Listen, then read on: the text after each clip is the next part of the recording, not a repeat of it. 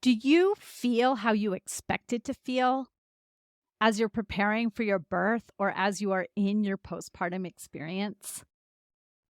When you are feeding your baby, are your days filled mostly with feelings of contentment and ease, or are they filled with stress and anxiety about feeding your baby? I am so delighted to share this conversation with Lisa from Empowered Birth Coaching as we discuss the differences between creating a birth and postpartum plan versus creating birth and postpartum preferences and why it's so important to distinguish between these two things. This conversation, I think, can be applied to any part of motherhood. So welcome to the Milk Making Minutes. I'm your host, Lo Nigrosh, an international board certified lactation consultant, a childbirth educator, and a doula. And I am on a mission to make feeding our babies that much easier. Enjoy.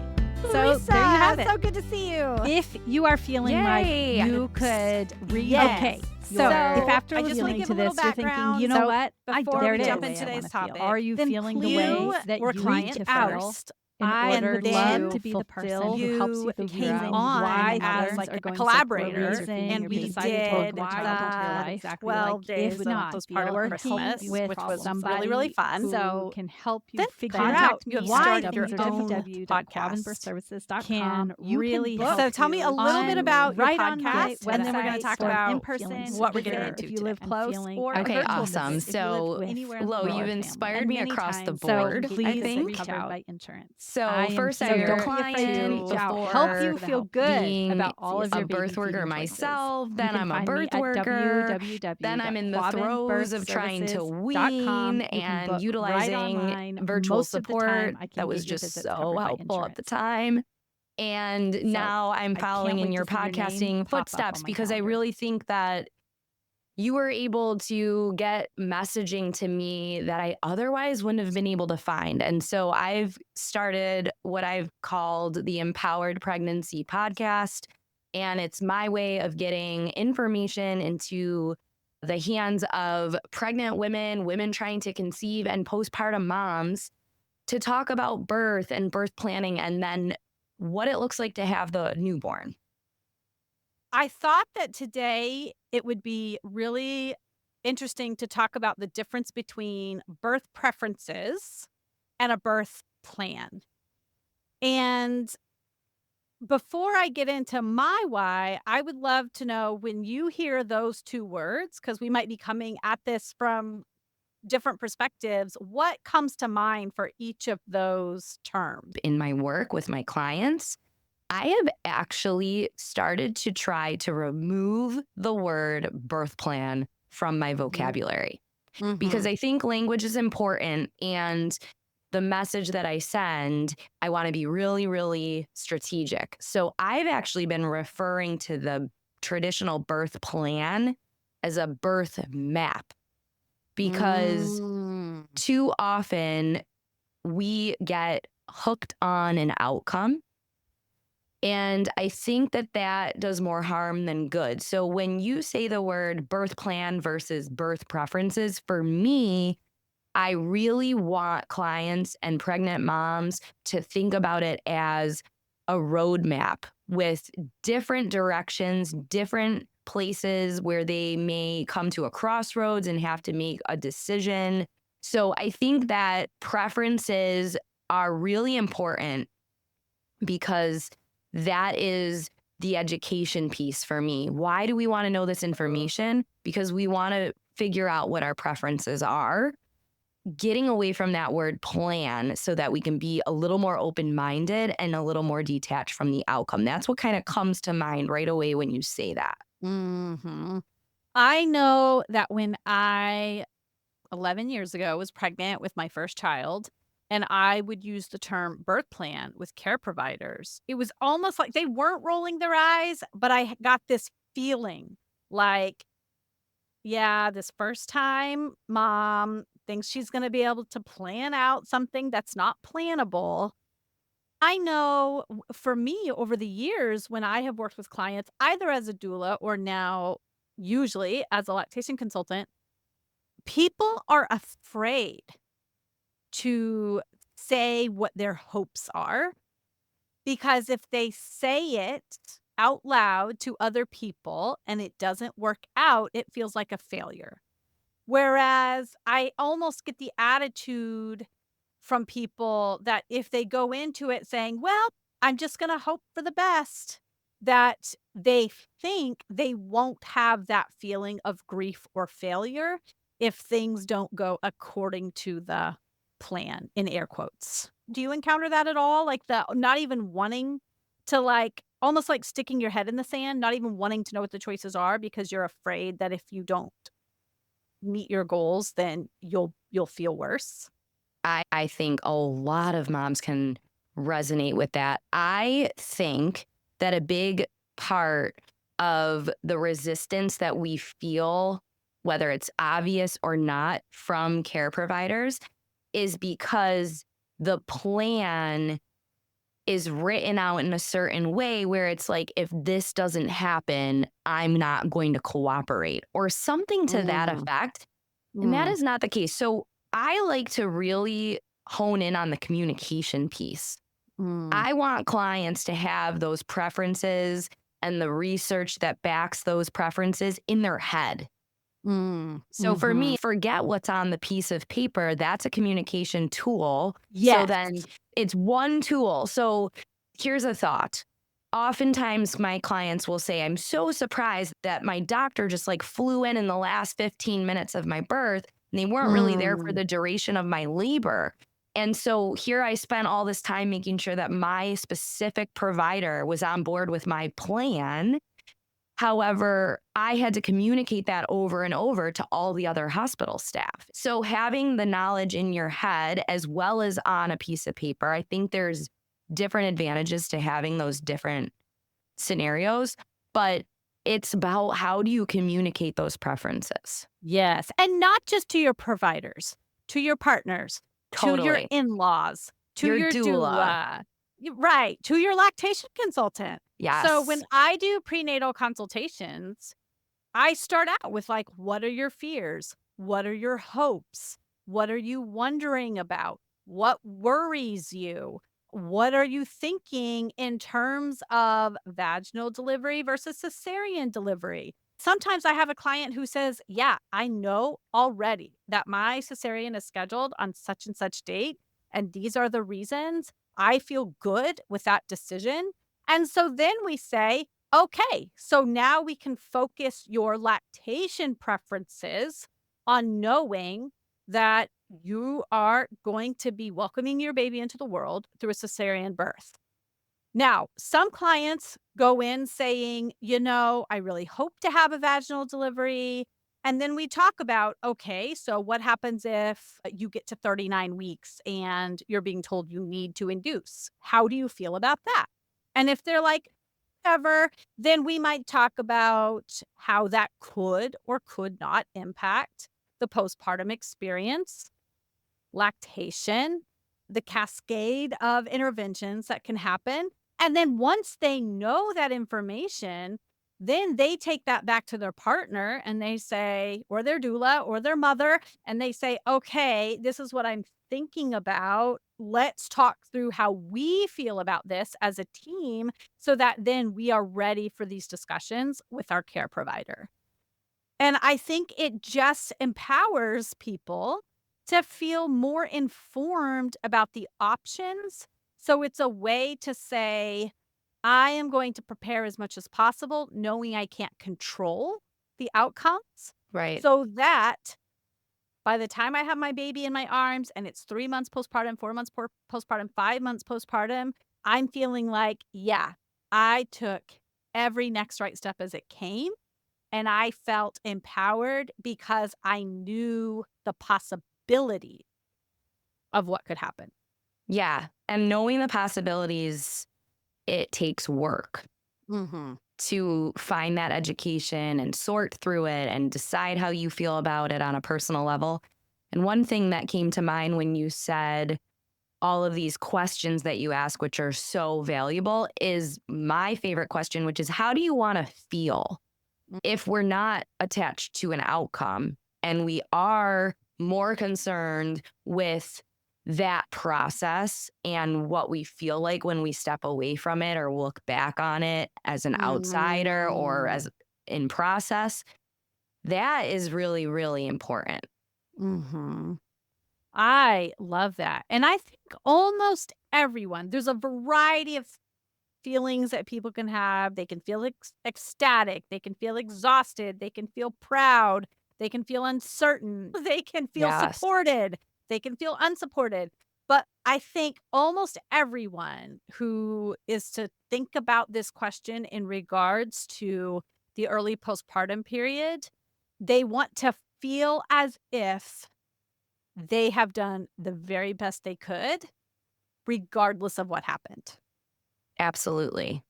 And for different people, though, that it could be completely different outcomes. But if Mhm. they say, "You know what? This scenario got brought to me, and I made the best decision I could given the information I had, and the information I had was solid," that's when we don't have to deal so much with that postpartum grief or Yeah, that grief of losing, a breastfeeding experience that we wanted to have. I agree with that. And I think a lot of what I talk about is asking for what you want. So Mm, I think that if I ask the question, how do you want to feel? You can also flip that if it's easier to say, here's what I don't want. I don't want to feel manipulated. I don't want to feel coerced. I don't want to be talked down to. I don't want to be dismissed.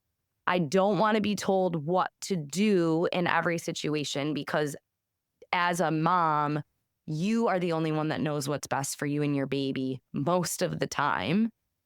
And so I think that the birth plan on paper becomes less and less important when we really center it around that empowerment and being a part of every decision, like you said. There's literally no way that we could know every twist and turn.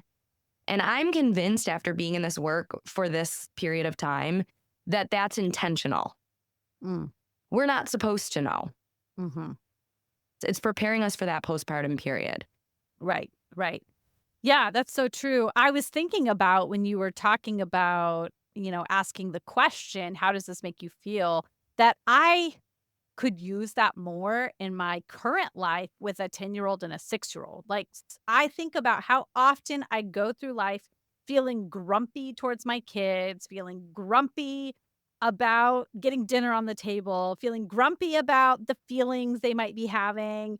And when I can stop and say, wait a minute, how do I want to feel as a mom? And how do I want my kids to feel as a part of my family? I don't want grumpiness or anger or frustration to be the primary mood that they think about when they look back on their childhood. So, if that's the way I want to feel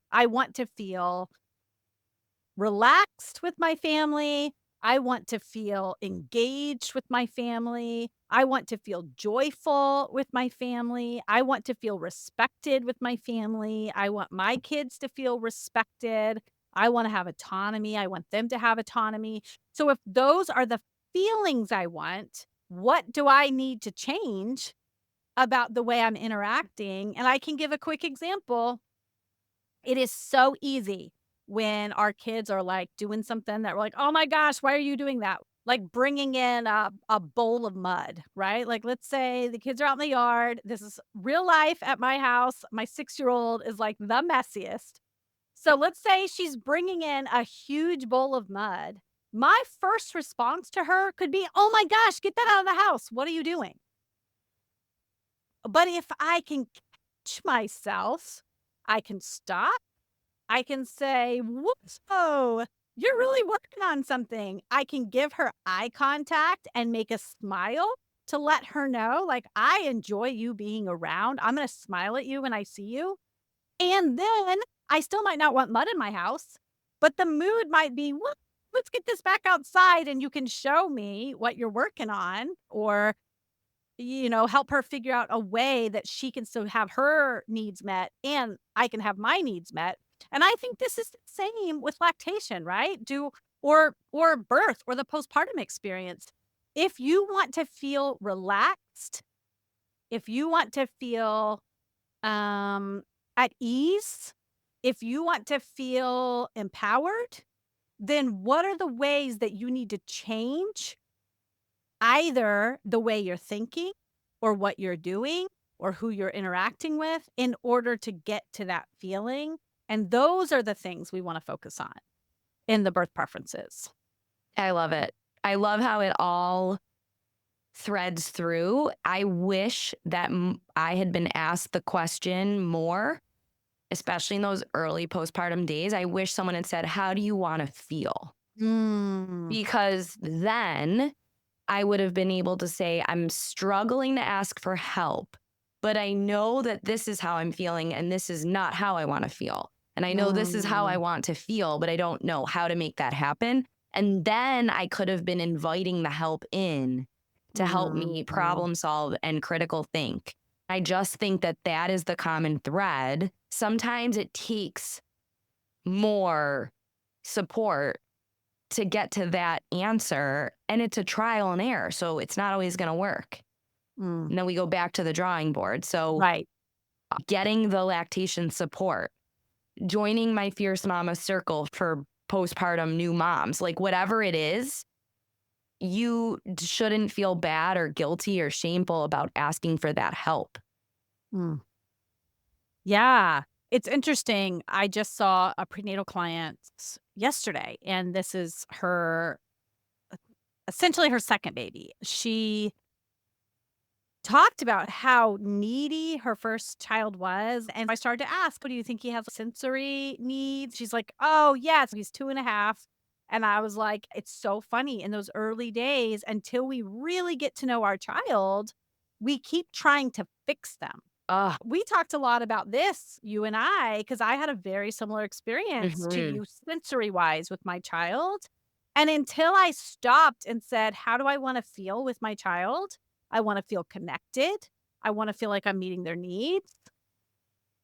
I continued to try to like fix sleep, fix feeding, fix, the clinginess. And now I have a 10-year-old that still wants me to lay down with him in bed while he goes off to sleep. And I know I'm not going to have an 18-year-old wanting that. And so every night that I lay down with him, I'm wondering, is this going to be the last night? And in the moment, it's hard. But if I think about how do I want to feel 10 years from now, I want to feel like, yeah, we did it. I miss those days. They were hard. And I want to feel connected to my child. So I'm going to choose this hard thing right now. And not every night can I get there, but keeping the focus on how do I want to feel now and how do I want to feel 3 months from now, a year from now, 5 years from now, 10 years from now can really help kind of focus in on what the right choices are. And the right choices that you make might be different than the right choices I make. Your right choice might be, you know what? I want to feel like I can connect with my partner and I will connect with my child throughout the day. And I am not going to lay down with a 10-year-old. And Yeah. it's totally fine, but you Yeah. don't know what those answers are going to be until you ask yourself the question. Yeah. And we don't want to get caught on an outcome, whether it's prepping for birth or postpartum or 10 years in. And we can pivot if we need to. Yeah. And there's nothing wrong with that. Like you brought up dinner, and I would beg to go out on a limb and say a lot of us don't love that we have to come up with dinner ideas and the grocery shopping. I went from loving cooking pre-baby to now every night I'm like, oh, the hell am I going to make? Right. 5 years ago, you would have known me to make everything from scratch using all these great nutrient-dense ingredients. And now I'm like, takeout would really put some ease into my evening. And I want to feel chill tonight with my family. And that's just a pivot that I am making in this season, and that's okay. I love that. Okay, so I think this is a good philosophical way of approaching this. And I don't actually think we have to get into the nitty-gritty of what it actually looks like to sit No. down and create that birth preferences. Because if you are listening to this and you are thinking, I am pregnant or I am in the early postpartum, and when I ask myself how I want to feel, I am not there. Then what we need to do is need to reach out to Lisa for some empowered birth coaching, and you need to reach out to me for some lactation consultation. And I think we can both guarantee that we cannot deliver specific outcomes, but we can help you get to however you want to feel and help you pivot at the right times to continue to feel the way that makes you most happy and satisfied with your postpartum journey. I couldn't have said it better myself. Awesome. Well, we'll have all of our links in the show notes, and this will be going out on both my podcast and yours. So I think we can add in anything extra about specific links we can find. Yeah. Awesome. Thanks so much for taking this time to record with me. Thanks, Lo. Bye. So there it is.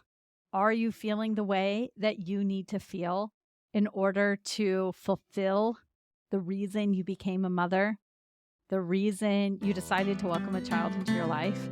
If not, working with somebody who can help you figure out why things are difficult can really help you to get to that next step of feeling secure and feeling at ease with your family. So please reach out. I am here to help you feel good about all of your baby feeding choices. You can find me at www.quabbinbirthservices.com. You can book right online. Most of the time, I can get your visits covered by insurance. So I can't wait to see your name pop up on my calendar.